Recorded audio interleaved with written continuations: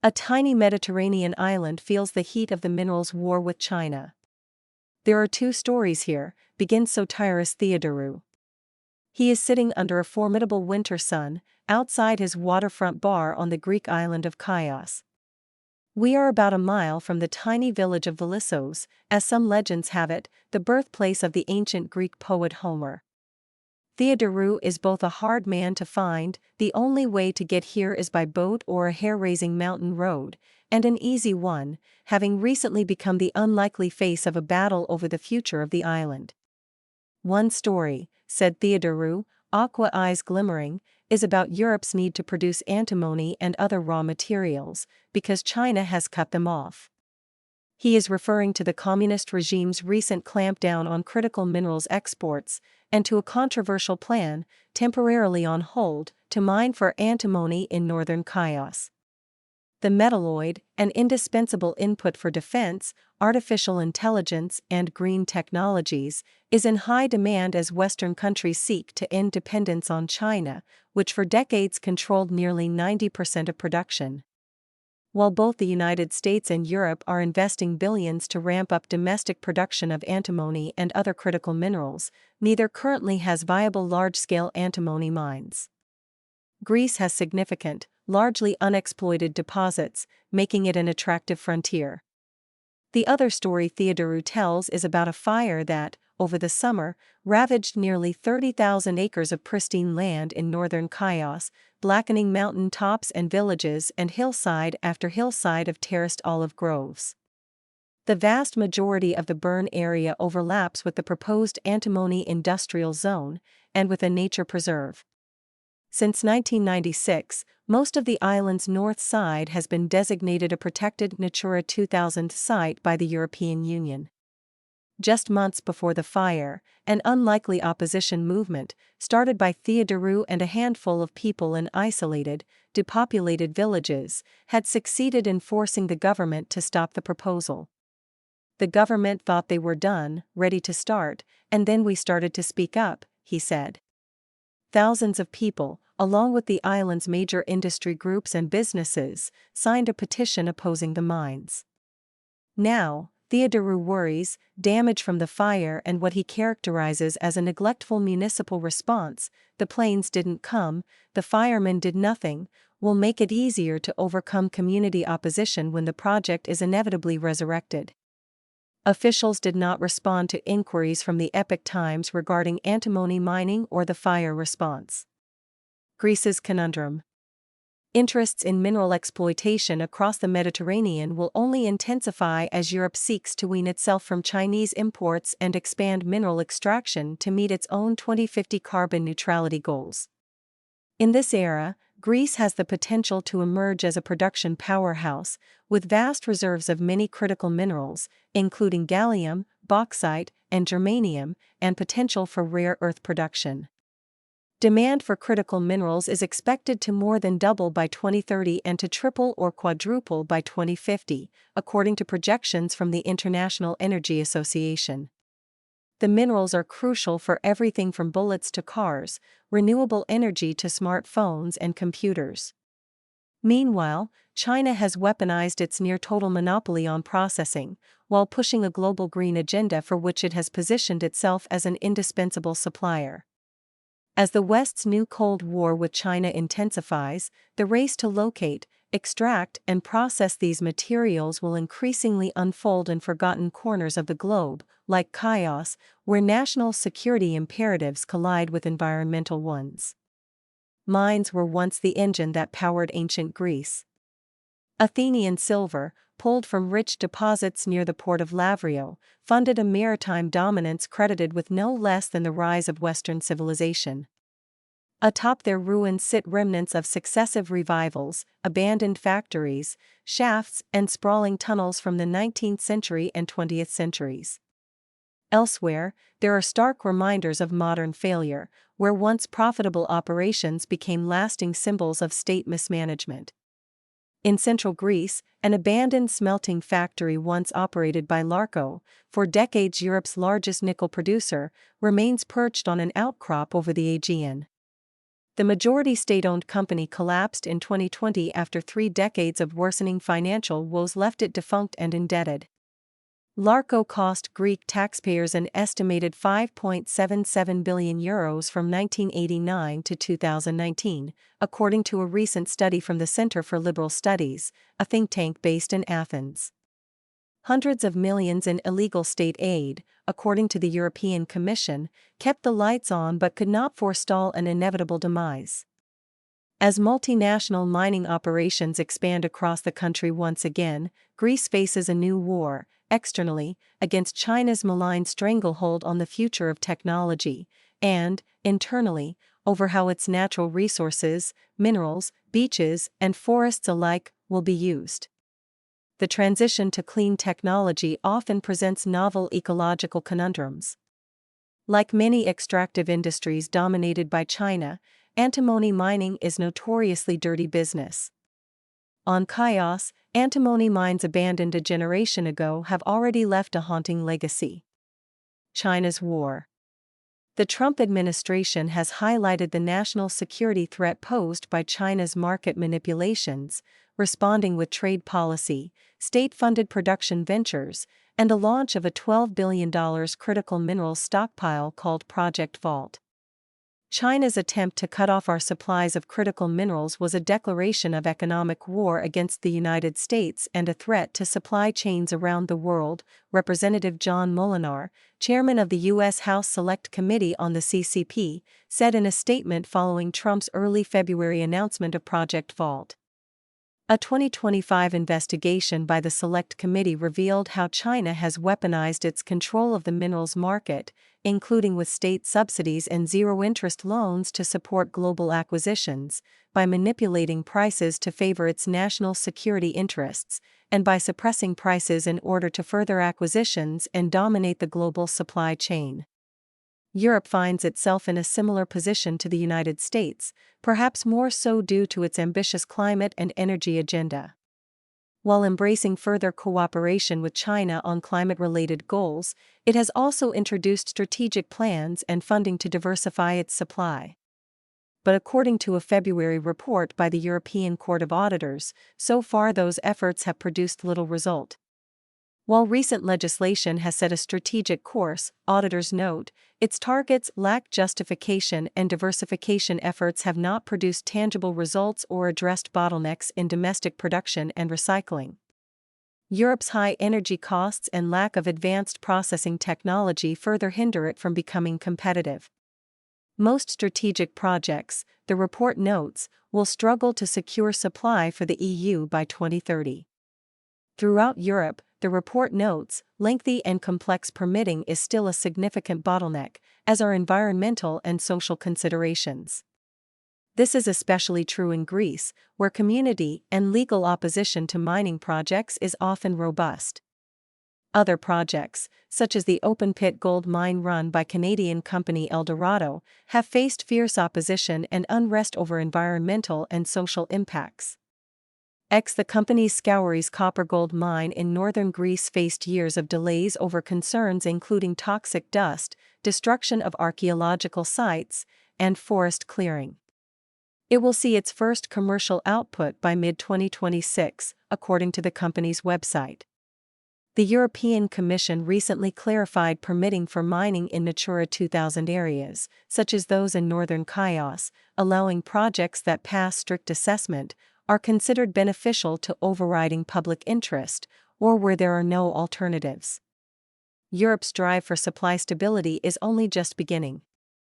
Skirmishes such as the one on Chios are a prelude to how these tensions will unfold between ecological conservation, national security, and energy sovereignty. Antimony. Antimony, antimonio as it is known in modern Greek, has in the past few years catapulted from obscurity to the forefront of the minerals race, as the United States and European Union both invest billions to boost domestic critical mineral production. As Rear Admiral Peter J. Brown, a former Homeland Security and counterterrorism advisor to President Donald Trump, wrote in a recent op-ed in the Defense Post, "Not all minerals are created equal." The next century of economic and military competition, he suggests, will be shaped by a handful of materials that have become indispensable in the information age, including copper, lithium, cobalt, and antimony. Without reliable access to these minerals, the U.S. economy and the U.S. military would be paralyzed. Ensuring energy, storage, and operational capability in new technologies requires securing these critical minerals now, Brown said. In particular, antimony is crucial for both defense and green energy industries, used in everything from armor-piercing bullets, precision optics, and infrared sensors, to batteries, semiconductors, and solar panels. At the current rate of production, it is projected to become one of the scarcest metals by 2050, according to several academic articles. True to its name, roughly not alone, from the Greek anti and monos, the lustrous metalloid is often found co-occurring with other elements, and typically extracted from highly toxic stibnite. Documented use of antimony dates back thousands of years, employed by ancient civilizations in pottery, metal alloys, and cosmetics. Notably, the ancient Egyptians used it to produce black eye makeup, and later, in medicine. Some of antimony's toxic effects have been known for centuries. At least since the Middle Ages, it was considered a kind of poisonous panacea, used in small doses as a purgative and to treat melancholia, which some, including science writer John Emslie, suggest may have accidentally killed Mozart. But by the 20th century, the dangers of industrial exposure had become abundantly clear. A toxic legacy. At the summit of a mountain road winding from Belissos to the abandoned antimony mines of Keramos, a sign melted by the fires, perhaps it used to note the dizzying elevation, bore a simple spray-painted protest, Camia Exorixi, which roughly translates to no mining. Similar exhortations are scrawled in red across the stone ruins of 19th mining settlements, nestled in a verdant ravine near the hillside village of Keramos. The mines here operated in the late 1800s and early 1900s, with another brief revival in the mid-20th century funded by the Marshall Plan. A plaque near a small church graveyard memorializes 24 miners who died there, either from antimony-related illness or accidents. But many more suffered health impacts resulting from toxic exposure, according to a 2020 article published in the Greek minerals journal Orktologica NEA. Some older residents of nearby villages remember those times, of their fathers or grandfathers, and say officials have done little to assure them it won't happen again. Enjoying a morning cigarette and a glass of Tsipuro, the local moonshine, at a Belissos cafe, Nikos Mixolakis said he was frustrated with the lack of information. When they mined antimonio before, many people were dead, he said.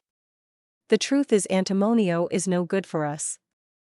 All of us will have a health problem if they are working there.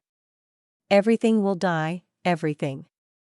Theodouro points to Greece's other mining ventures, including a growing gold industry, noting, antimony is 100 times worse than this. It's cancer, it's no nature, no animals, no people can stay alive after this. Even the United States has stopped producing it, he said. Indeed, where the United States used to produce nearly all its own supply of the mineral, the introduction of stricter environmental laws starting in the 1970s contributed to a decline. The country's last major mine, Idaho Stibnite Mine, shuttered in the late 1990s. Perpetua Resources, which owns the mine, reopened it in September 2025 as a source of both gold and antimony, but the reopening faces opposition in court over environmental concerns. Methods have evolved since the Keramos mines were last in operation, and technological breakthroughs promise to revolutionize extraction and reduce environmental impact. But antimony is considered one of the most toxic heavy metals, and along with co-occurring metals such as lead and arsenic, can induce severe health effects, from pneumoconiosis, cardiac and gastrointestinal effects to cancer and developmental disorders. Numerous peer-reviewed studies have shown deleterious impacts on environment and human health in mining areas in China, home to the world's largest stibnite reserves.